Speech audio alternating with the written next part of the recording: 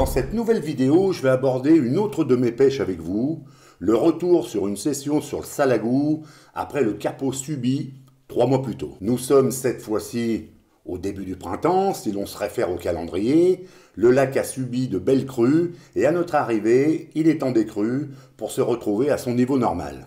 Par contre, il est totalement rouge, le diable quoi. Le soleil revient avec un peu de chaleur et donc, pourquoi ne pas espérer que cette fois le poisson soit réceptif? Comme d'hab, je vous laisse 10 secondes pour un petit appel à l'action et ensuite, je ne sais plus si je vais parler de l'enfer ou du paradis.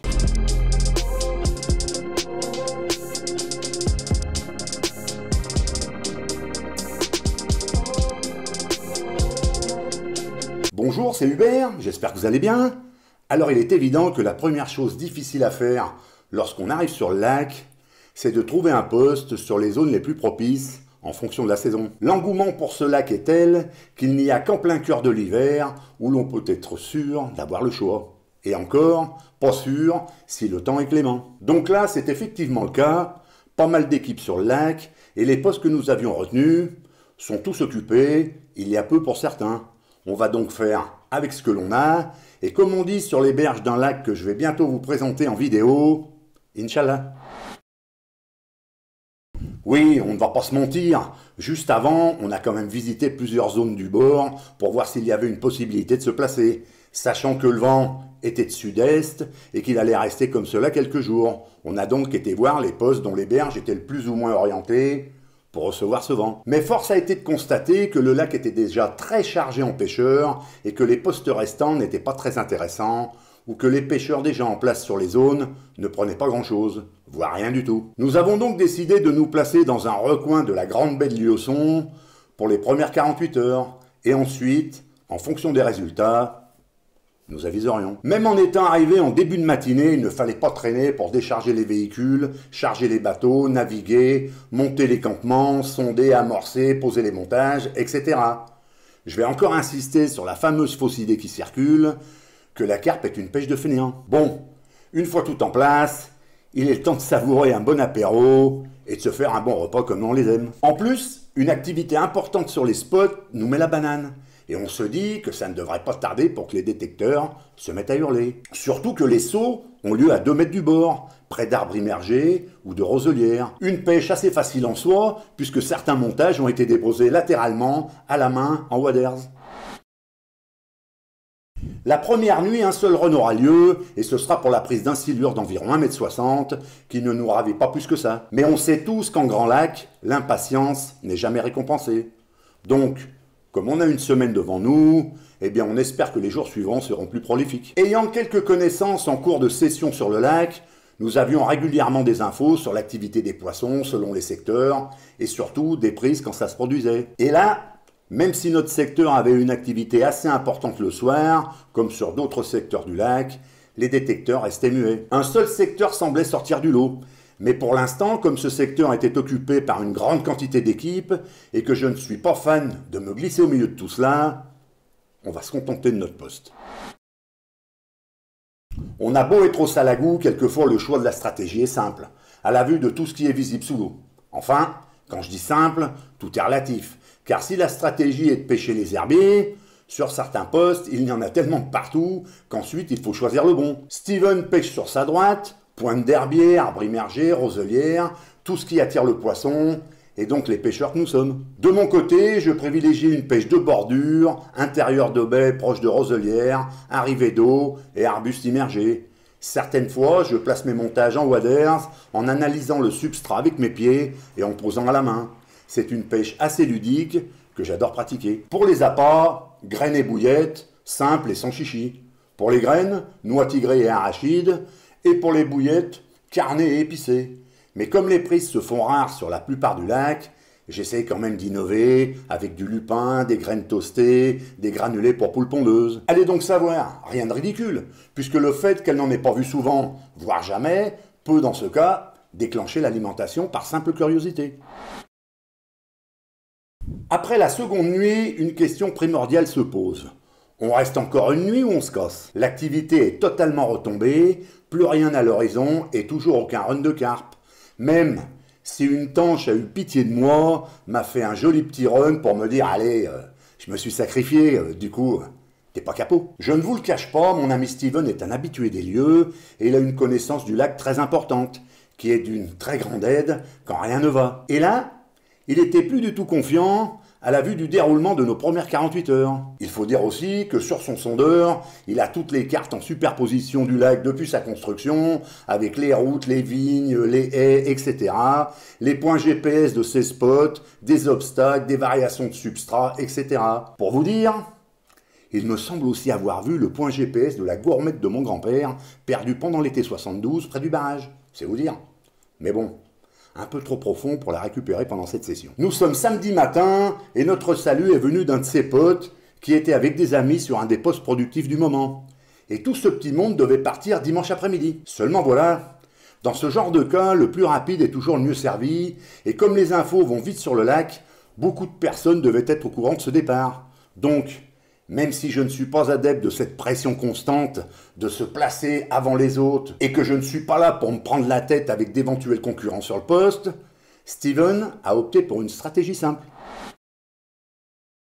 Il m'a dit « Tonton, on plie ce matin, on traverse tranquille tout le lac en bateau, on va sur le poste de mes potes, on se fait une soirée ensemble et on les laisse finir leur pêche jusqu'à dimanche. Ensuite, on reprend la pêche pendant les 4 jours qui restent. Moi, perso, si ça les gêne pas, je suis ok. Donc c'est parti, chargement des bateaux et départ pour de nouveaux horizons. Mais putain, comme il est déjà midi et que le vent vient de se lever, la navigation va se faire contre le vent pour quitter la baie de Liosson et contourner la presqu'île de Rouen. Même si la suite de la traversée va être plus cool. D'ailleurs, je vais en profiter pour vous raconter ma dernière anecdote en date sur mes déboires avec la jante sauvage.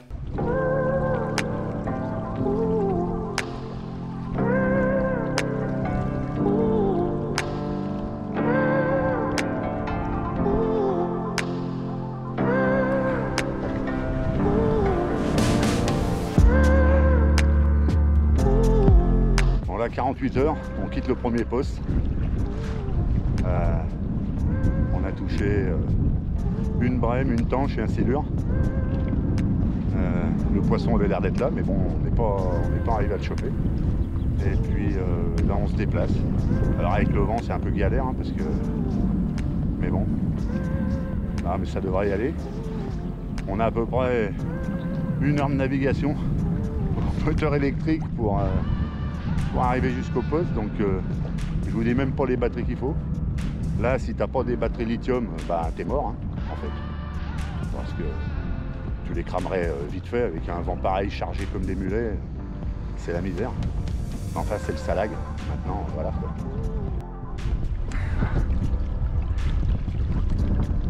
Bon, l'image ça tangue un peu, hein, normal avec le vent, mais bon, voilà, oui. Donc je vous disais, on a quitté le poste. Mais, ah puis j'ai oublié, ce matin, on a eu un départ de poubelle aussi à 4 h du matin. On s'est fait réveiller, les renards sont venus et nous ont dézingué le poste. Ils ont déclafeté la poubelle, c'était tout par terre, il y en avait un merdier, ils nous ont piqué les sacs de réception qu'on avait posés par terre, ils les ont tirés dans les buissons, ils ont piqué les assiettes, les couverts, enfin un truc de dingue. Alors je sais, ça va en faire marrer un paquet parce qu'en 2021 j'avais eu des déboires avec les sangliers et les ragondins, et là cette fois-ci, putain, c'est les renards qui s'y mettent. Ça craint. Je sais pas ce qu'ils me veulent, moi. Pourtant je suis le mec gentil, tu vois, avec les animaux. Et donc voilà, mais là, ouais, les renards. Putain. Ouais, je sais pas. Je vais aller discuter avec eux. Il va falloir que je fasse un petit débriefing avec tous ces animaux là, parce que je comprends pas. Je comprends pas. Ouais, il y en a un qui se fait passer pour moi puis qui leur fout la misère. Hein. Parce que c'est pas normal. Enfin, ils étaient beaux. Hein. Ils étaient magnifiques. Hein. Mais bon. Puis pas peureux du tout. Hein. Par contre. Je les avais à 1 mètre, 1 mètre 50 de moi. Quoi. Ils étaient vraiment prêts.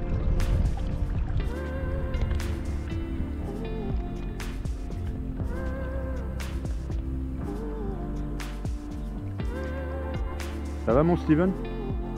Ça va, c'est long. Oh, t'as raison que c'est long. Ça fait déjà 1 heure qu'on est parti du poste. On n'est pas arrivé. Ah ouais, mais il fait beau, mais bon, putain. C'est un truc de dingue.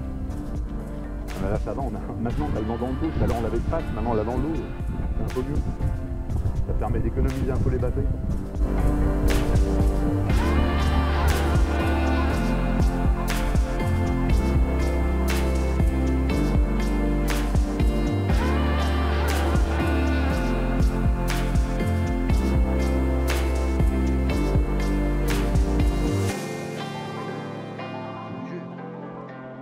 Car sinon, je pense que la traversée aurait pu se transformer en cauchemar en cas de panne. Car avec un bateau chargé à bloc à l'image d'un porte-container transatlantique, sans aucune place pour ramer, j'ai serré les fesses toute la traversée à l'affût du moindre comportement suspect du moteur électrique. Et au bout de 1h30, on est enfin arrivé à bon port. Assez heureux Lube. Déchargement des bateaux, apéro, repas, soirée très sympa et pour finir une bonne nuit de sommeil sans se soucier des cannes, puisqu'elles sont toujours pliées. On verra ça demain, on aura toute la journée pour se préparer. En fin d'après-midi, les cannes sont en place, certaines sur des spots déjà productifs et d'autres sur des nouveaux qui nous semblaient plus que prometteurs. Toute la journée qui a précédé, les carpes se sont manifestées par des sauts incessants, mais à minuit, toujours aucun départ sur les cannes.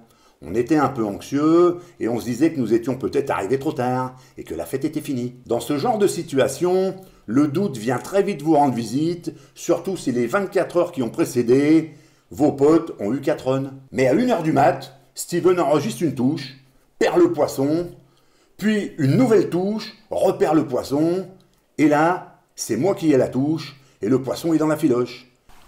Ça, c'est son plus beau côté. Mais elle ne veut pas le montrer.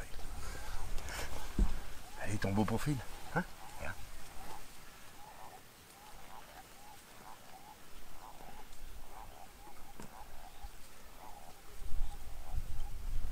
Ah, ma belle. Regarde ça, elle est gentille. Elle a des jolis écailles. Elle est trop belle. Et au matin, nouveau run pour Steven, et là, un vrai big fish. Regarde, regarde, avec ce matin, on aurait 4 fiches. Il est cassé net pour casser 65 centimes, mec.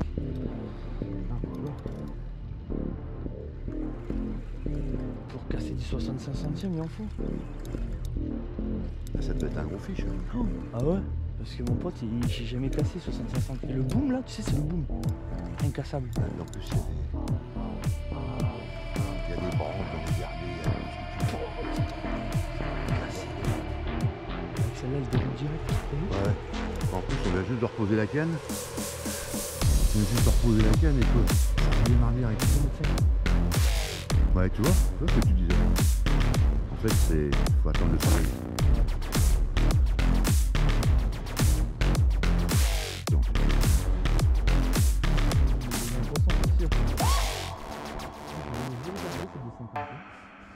Bah, tu vois? Je voulais changer. Ouais, bah tu vois.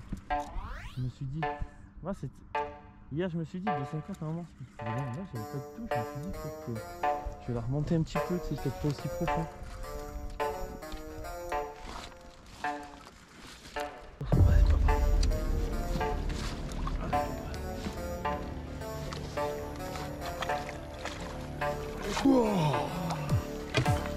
Je t'ai dit quoi, c'est un bébé. Un bébé, mec. Je t'ai dit quoi, 50, on va changer la pêche. Regarde, on va rentrer des gros poissons, mec. Regarde. J'ai dit, c'est...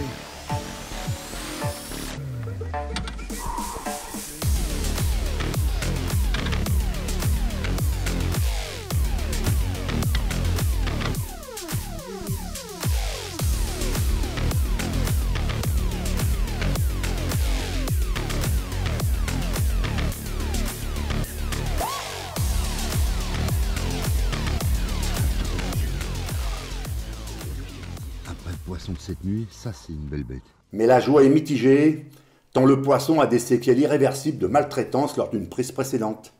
Très vilaine blessure à la caudale, avec de la chair putréfiée, qui valide que la blessure date un peu. Elle s'adaptera très certainement à sa nouvelle morphologie, qui ne l'empêchera pas de vivre et de se nourrir, mais je voudrais quand même vous mettre en garde contre certaines manipulations qui peuvent être dangereuses pour les très gros poissons. Dans l'euphorie d'une prise exceptionnelle, il ne faut pas faire n'importe quoi et surtout ne pas négliger l'intégrité physique de votre carpe.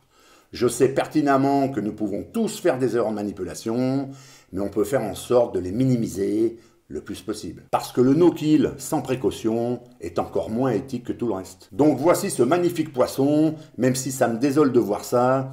Il est maintenant mutilé, mais cela reste quand même un beau poisson du Salagou.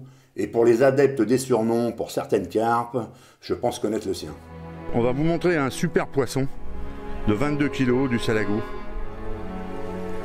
Regardez cette bête, elle est magnifique. Le seul problème,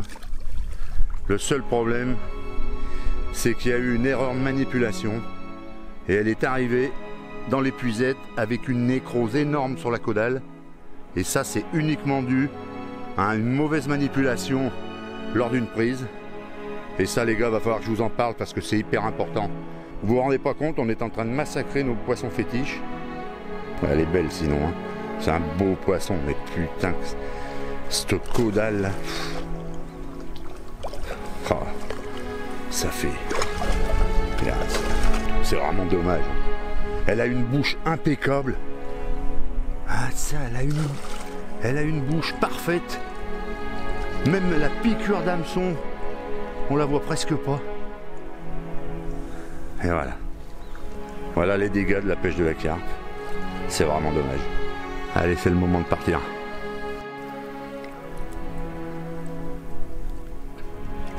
Allez, c'est parti. Ah, dommage pour la queue. Ouais. Même si j'étais déjà content d'avoir conjuré le sort sur Slack, les 24 heures qui vont suivre vont nous faire retomber dans le doute, avec aucune prise, malgré l'activité incessante des carpes. Et nous voilà en recherche de nouveaux spots, avec comme toujours un secret espoir de réussite.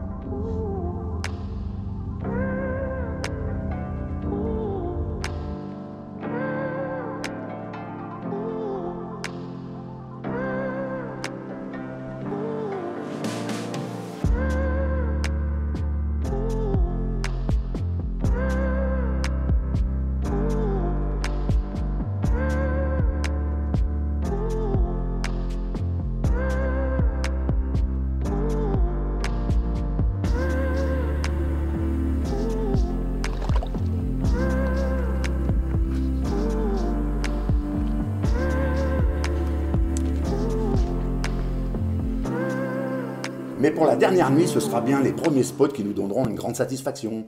Même si la pluie et le vent ont été de la partie, à chaque accalmie, une touche se produisait, ce qui n'a pas été pour nous déplaire. Je vous laisse juger avec les images qui vont suivre, mais personnellement, je suis comblé par les deux beaux poissons qui vont venir me rendre visite.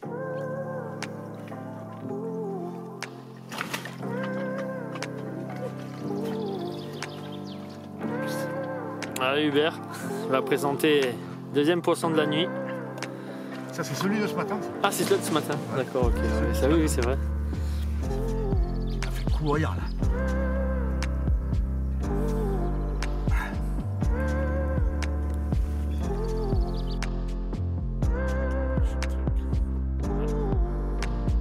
Belle petite miroir. Ouais, magnifique. Elle aussi, elle a fait un beau petit combat, ça. Elle était nerveuse. Ah, ça fait plaisir. Avec plaisir.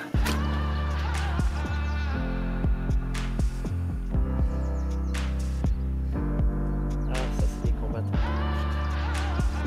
Un rod, celui, c'est la putain.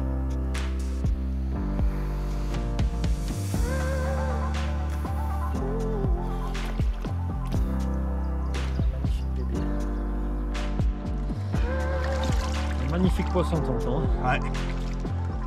Ça, c'est de la commune.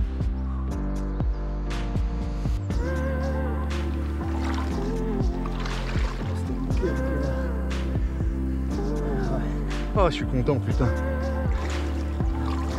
Quand tu prends des poissons de ce gabarit là, ça claque.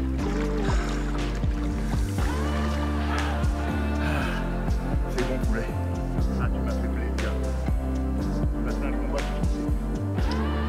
Voilà. C'est parti. On retourne passer le film.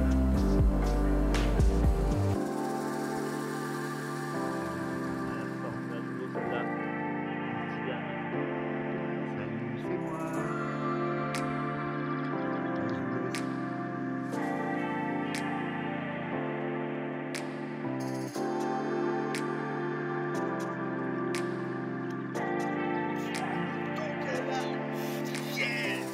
Nous avons été obligés d'écourter la pêche de 24 heures car un avis de tempête était annoncé sur le Salagou avec des vents à 90 km/h et il nous aurait été impossible de naviguer dans de telles conditions. Pour finir, je voudrais remercier mon ami Steven de m'avoir fait partager sa connaissance de ce lac, à ses potes Cédric et Loïc de nous avoir permis de récupérer leur poste, car sans tout cela, je pense que la partie aurait été beaucoup plus difficile. J'espère que cette petite vidéo vous aura intéressé, le petit pouce bleu uniquement pour me faire plaisir, et continuez pour les commentaires, vous êtes les meilleurs. À bientôt, et gardez la pêche!